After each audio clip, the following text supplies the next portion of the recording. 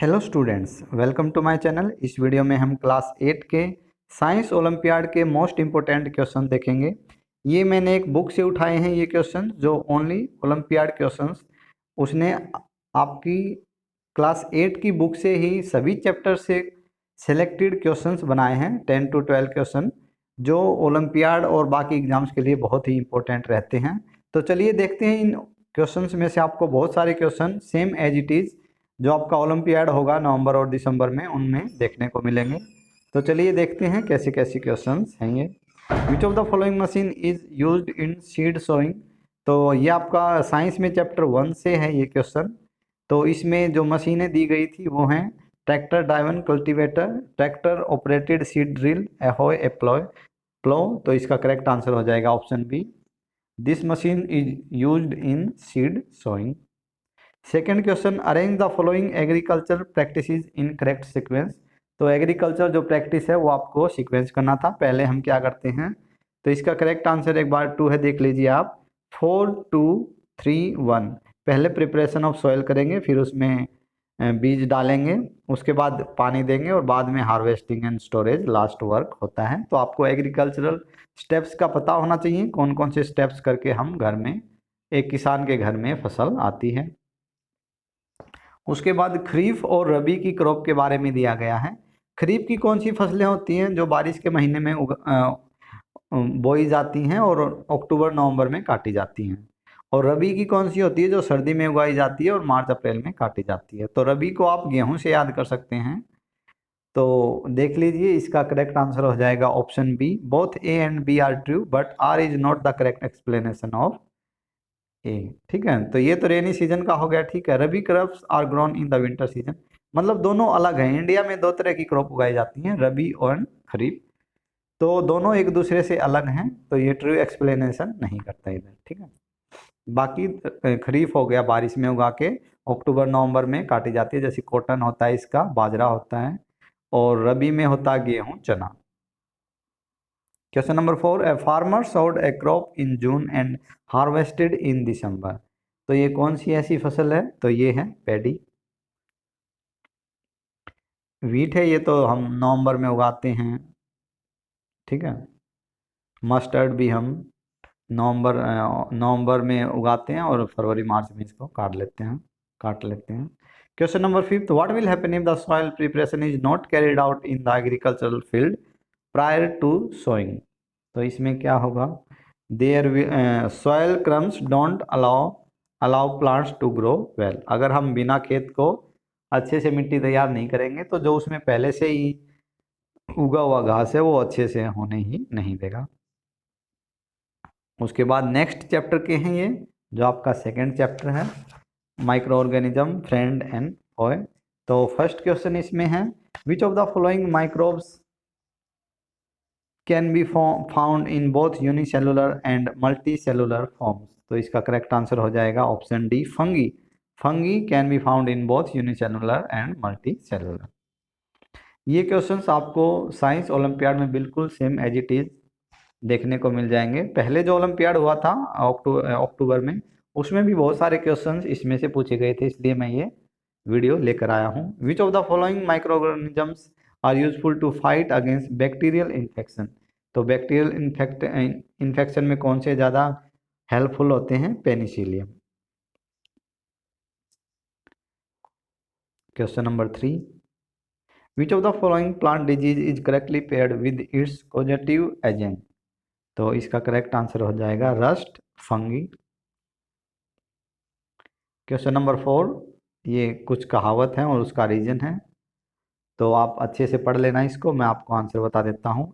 Both A and R true and R is the correct explanation of ए।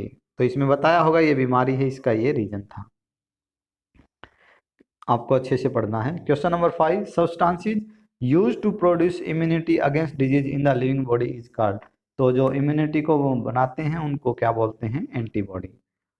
जैसे corona में बहुत सारे लोगों को एंटीबॉडी दिया गया था, मतलब कोरोना वायरस से बचने के लिए, कोरोना वायरस से फाइट करने के लिए।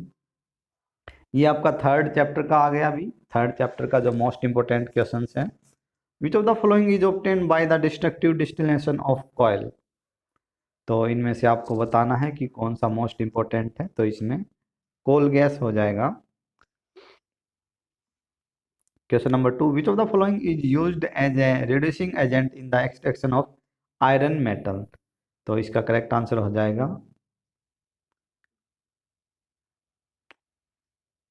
COK को 2B।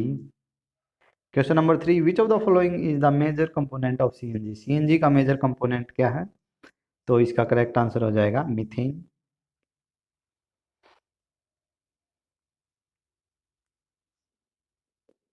उसके बाद ये वाला है, which of the following property is used in destructive distillation to separate different fraction of crude oil. तो इसमें हो जाएगा correct answer option A, difference in boiling points of hydrocarbons present in petroleum. Question number 5, assertion और इसका reason दे रखा है, तो आप देख लेना ये। मैं आपको इसका करेक्ट आंसर बता देता हूँ। A and R are true but and R is the correct explanation of A. We need to conserve coal, petroleum, natural gas. हमें इनको बचाने की जरूरत है क्योंकि ये लिमिटेड मात्रा में होंगे, तो यही इसका करेक्ट एक्सप्लेनेशन है। और इनको बनने में मिलियंस ईयर लग जाते हैं। उसके बाद स्टूडेंट्स, जो मैं बुक बता रहा था जिसमें से मैंने एक क्वेश्चन लिए, ये आपके लिए बहुत ही इंपॉर्टेंट रहेगी अगर आप इसको परचेज करते हैं, बाय करते हैं। इसमें मेरा कोई फायदा नहीं है, एज ए टीचर मैं आपको सजेस्ट कर रहा हूँ। आर्य पब्लिकेशन की ये बुक है, सुपर डाइजेस्ट बोल के। इसका मेन फीचर ये है कि इसमें ये क्वेश्चन जो आज के स्टैंडर्ड हैं उनको देख कर बनाए गए हैं। Learning outcome based, skill based, value based, application based, olympiad question, foundation based question. अगर आप एक अच्छे पढ़ने वाले स्टूडेंट हैं, अगर आपको लग रहा है कि मेरा NCERT से काम नहीं चल सकता, तो आप ये बुक, मैं आपको सजेस्ट करूंगा आप ये बुक लेके देखें। इसमें अलग अलग चीज़ें दी गई हैं, आप वीडियो को देख के देख सकते हैं कि क्या क्या फ्रंट में दिया होगा। कोई भी चैप्टर शुरू हो रहा है तो उस चैप्टर में, जैसे क्लास 8 का है तो इसमें 3 सैंपल पेपर भी दिए हैं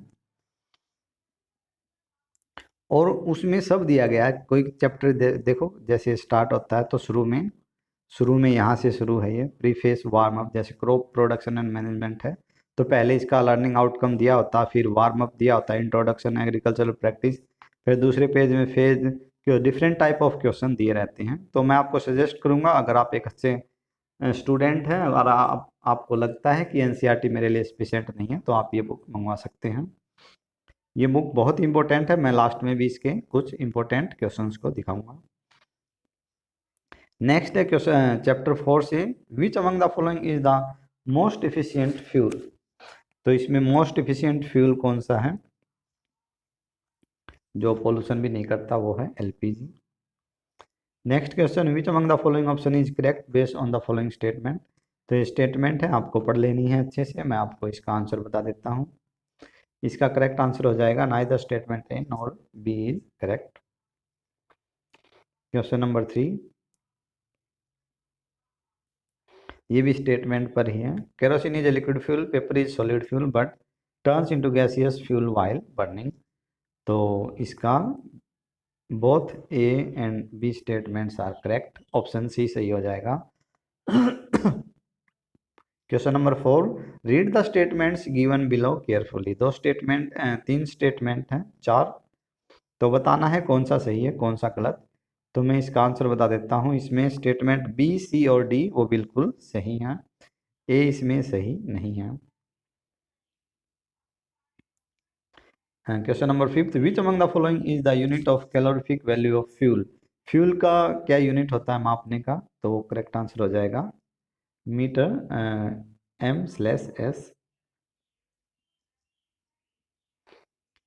नेक्स्ट क्वेश्चन, नेक्स्ट चैप्टर से आ गए अब ये, जो आपका नेक्स्ट चैप्टर है conservation of plants and animals. तो फर्स्ट क्वेश्चन है इसका, which of wild buffalo is an endangered species because. Endangered क्यों है ये, तो कोई भी एंडेंजर्ड एनिमल कब होता है, जब उनकी जो पॉपुलेशन वो बहुत कम हो रही हो। तो इसका करेक्ट आंसर हो जाएगा option B, its population is diminishing. Next question, Kanha national park कौन से स्टेट में है, तो आपको कम से कम इंडिया के 15 नेशनल पार्क्स का पता होना चाहिए, क्योंकि कोई ना कोई पूछा ही जाता है। तो कान्हा नेशनल पार्क मध्य प्रदेश में है। जैसे असम में मानस है, काजीरंगा है, गुजरात में गिर है, वेस्ट बंगाल में सुंदरवन है। तो ऐसे पता होना चाहिए हर स्टेट का एक एक। Question number 3, the total number of wild life sanctuaries in Pachmarhi biosphere reserve is. तो पंचमढ़ी में कितना है, तो इसका करेक्ट आंसर हो जाएगा 2। What is the name of a place is an environment where an organism lives. तो this place is known as habitat. The cut down of trees on large scale is called. ज़्यादा से ज़्यादा trees काटेंगे तो that is an example of deforestation. और deforestation पिछले सालों में बहुत ज़्यादा हुआ है, जो हमारे लिए एक खतरे का कारण बन सकता है।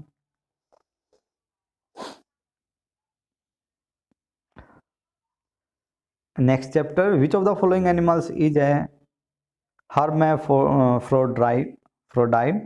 तो both A and B, leech and earthworm, these are hermaphrodite. Next question, choose the correct statement regarding building। Building के बारे में, बर्डिंग के बारे में करेक्ट स्टेटमेंट आपको फाइंड आउट करनी है। तो इसका करेक्ट आंसर हो जाएगा C, hydra reproduces by budding. Here only hydra reproduce by budding। Question number 3, ये क्वेश्चन बहुत इंपॉर्टेंट है, हर बार शायद ओलंपियाड में पूछा जाता है। तो इसका करेक्ट आंसर हो जाएगा option B, egg, larva, pupa and adult. Question number 4, which organs provide oxygen and nutrients to the growing baby. Growing baby को कौन प्रोवाइड करता है, तो ये होता है प्लेसेंटा। प्लेसेंटा इसका करेक्ट आंसर हो जाएगा। उसके बाद असर्शन और रीजन दिया गया है, तो आपको ये अच्छे से पढ़ना है। मैं इसका आंसर बता देता हूँ। करेक्ट आंसर है option B, both A and R true but R is not correct explanation of A. जब करेक्ट एक्सप्लेनेशन ए की बात नहीं होती, इसका मतलब दोनों स्टेटमेंट अलग होती हैं, इंडिपेंडेंट होती हैं। उसके बाद नेक्स्ट चैप्टर है the time period during which the body undergoes changes leading to reproductive maturity is called. तो मैच्योरिटी जब आने लगती है तो बोलते हैं एडोलसेंस, किशोरावस्था। Question number 2, choose the incorrect option regarding the changes taking place in the body during adolescence. Adolescence जब आप 12 से 18 साल में होता है तो क्या क्या चेंज आते हैं, तो the activity of sweat and sebaceous और ऑयल ग्लैंड्स डिक्रीजेज। ये इनकरेक्ट है, बाकी सब करेक्ट है। Which of the following is a correct regarding the menstrual cycle. तो menstrual cycle correct answer option A हो जाएगा। The onset of the menstrual cycle in females is called menarche. Question number 4, in which case a male child would be formed. Male child कब बनेगा, when sperm having X. Option A, when sperm having X chromosome fuses with the ovum having Y chromosome. X Y जब होगा तब boy बनता है। Next assertion और reason है, तो मैं आप ये अच्छे से पढ़ लेंगे। मैं आपको इसका करेक्ट आंसर बता देता हूँ। Option A, both A and R true and R is the correct explanation of option A. Next chapter force and pressure से है ये, तो इसका देखेंगे। First question, which force is used by an archer to pull the string of a bow. Archer कौन सा force release करता है, तो वो होता है option A, muscular force used by an archer. Next question, a car moving in the west direction experiences a force on its wheels in the east direction, identify the force. ये कौन सा force है, तो ये है frictional force. Question number 3, suppose in the game of a tug war if the rope does not move on either side it means that. अगर कोई भी साइड नहीं जा रही तो उसका मतलब क्या है, both team exert the same force. Same force है तभी तो वो ना तो लेफ्ट विनर है ना कि right. Question number 4, it is easy to hold a glass that is greasy on its outer surface. It is due to very less friction, less friction। Question number 5 assertion है, ये आप पढ़ लेंगे। और इसका ये भी है explanation, due to friction the rough surface of stone pieces create heat that can easily be converted into fire। तो ऑप्शन ए और both A and R are true and R is the correct explanation of option R। उसके बाद next chapter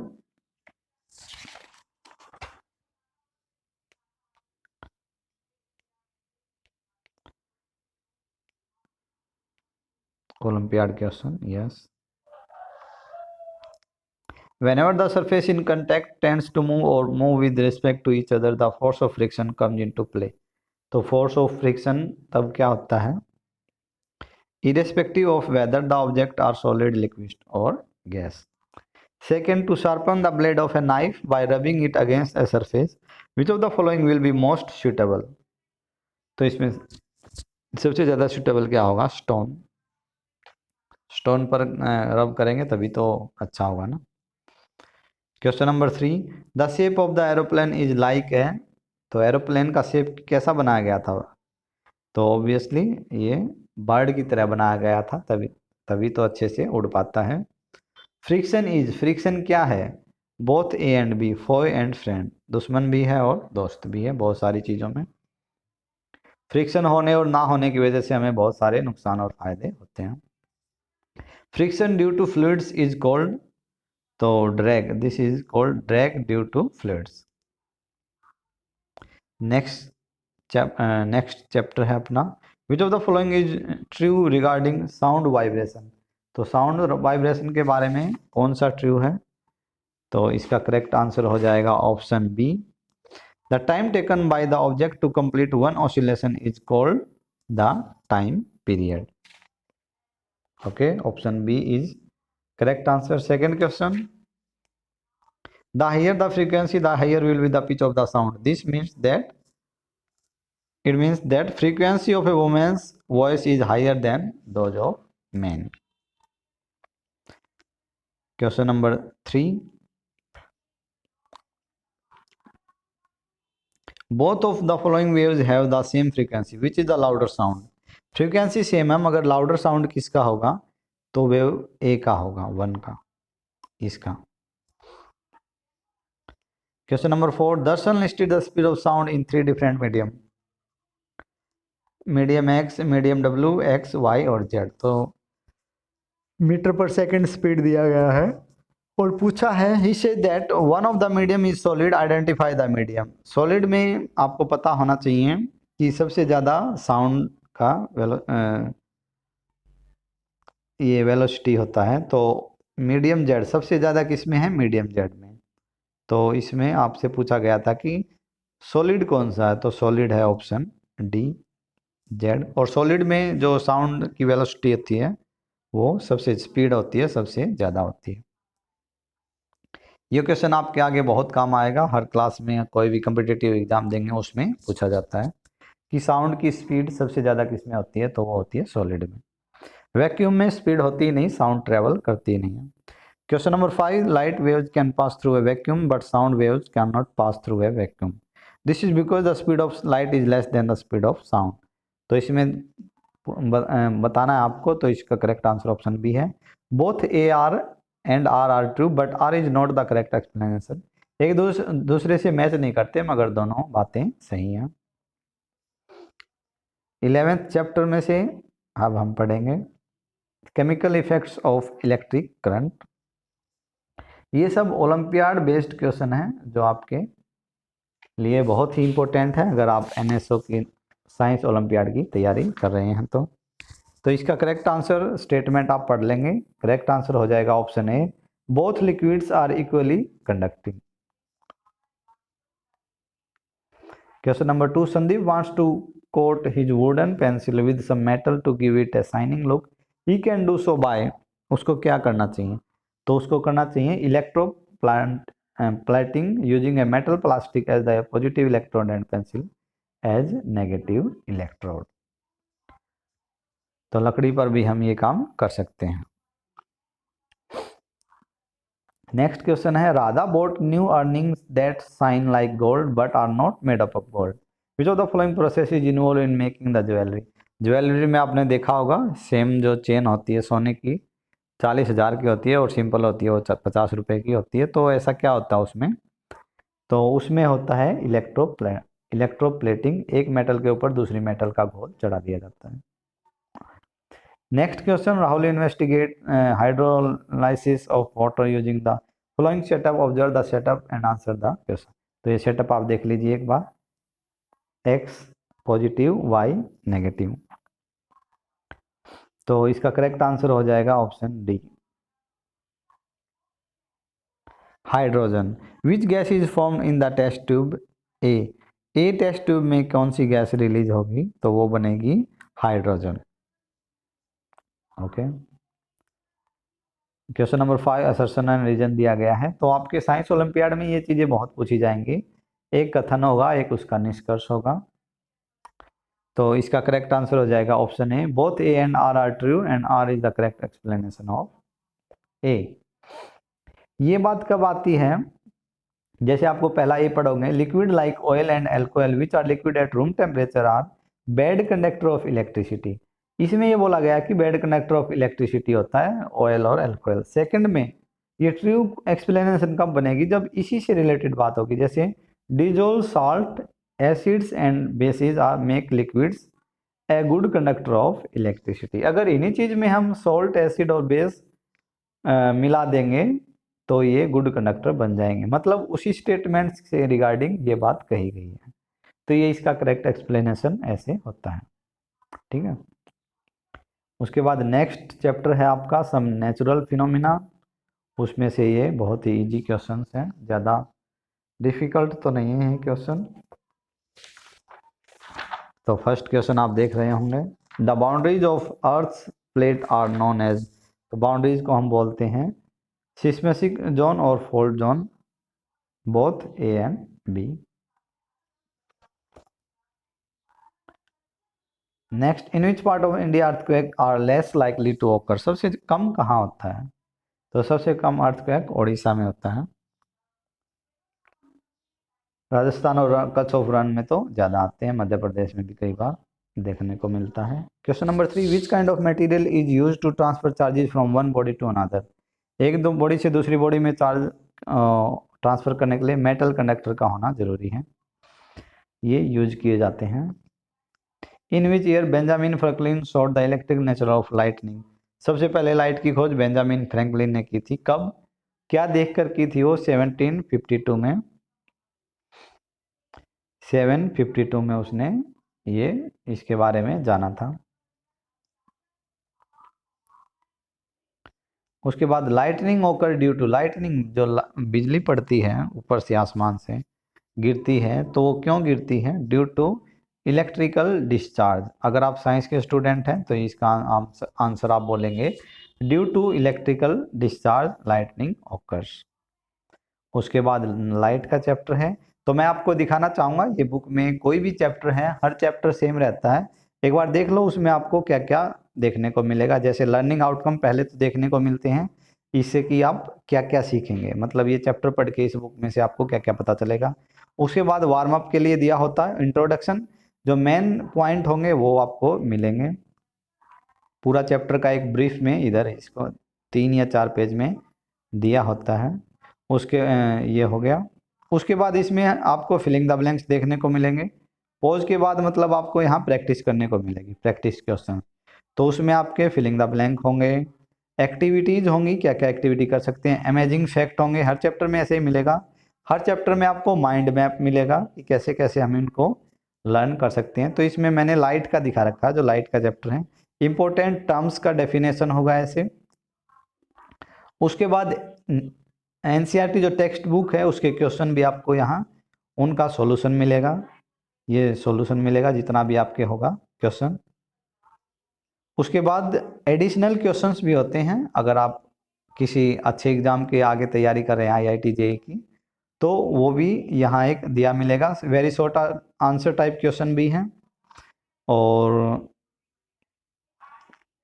value based question, हाँ ये बहुत important होते हैं। Value based, skill based, application based, तीन चार question, higher order skill thinking HOTS, ये भी होते हैं। उसके बाद ओलंपियाड क्वेश्चन और फिर होते हैं फाउंडेशन क्वेश्चन। तो ये बुक आपके लिए बहुत इंपॉर्टेंट रहेगी अगर आप अच्छे बच्चे हैं, और इसका कॉस्ट भी शायद ज़्यादा नहीं है। अभी मैं देख के बता देता हूँ इसका कॉस्ट आपको। इसका कॉस्ट मेरे ख्याल से 250, हाँ 300 रुपये ही है, तो ये कुछ ज़्यादा नहीं है। तो इस बुक में से आपको बहुत कुछ सीखने को मिल सकता है, बहुत अच्छी आपकी हैबिट डेवलप हो सकती है अगर आप इस बुक को लेते हैं, खरीदते हैं और इसमें से तैयारी करते हैं। तो चलिए देखते हैं अपने लास्ट चैप्टर के Olympiad questions. The point where the rays meet is known as, तो this is known as optical centre. Second question, Deepak is looking in a mirror. His left hand will appear to be dash in its image in the mirror. तो left hand कैसा दिखेगा, वो right hand दिखेगा mirror image में। अगर किसी को doubt है तो वो मिरर के आगे खड़ा होकर देख सकता है। When an object is placed at infinity, the real image is formed at the focus and the size of the image is as compared to that of the object. तो इसमें हमेशा मच स्मॉलर, छोटा दिखेगा। उसके बाद assertion और reason है, तो ये आप अच्छे से पढ़ लेने हैं। इसमें ऑप्शन ए करेक्ट रहेगा कि दोनों सही हैं, और जो सेकंड है वो फर्स्ट वाले को बिल्कुल एक्सप्लेन करता है, ठीक है। उसके बाद लास्ट क्वेश्चन है, which nerve cells are able to sense colours. तो कलर कौन बताता है हमें अच्छे से, तो ये बताता है हमें option D, both A B and C. जो रोड्स होती हैं और कॉन्स होते हैं, ये हमें these cells help us to make colours. तो स्टूडेंट्स ये थे क्लास 8 के साइंस ओलंपियाड से रिलेटेड मोस्ट इंपॉर्टेंट क्वेश्चंस, जो आपके ओलंपियाड में बहुत ही इंपॉर्टेंट रहेंगे, हेल्पफुल रहेंगे, बेनिफिशियल रहेंगे। अगर आपको वीडियो अच्छा लगा तो प्लीज़ इस वीडियो को लाइक करें, मेरे चैनल को सब्सक्राइब करें, और ऐसी वीडियो पाने के लिए कमेंट में ज़रूर लिखें। Thanks for watching this video.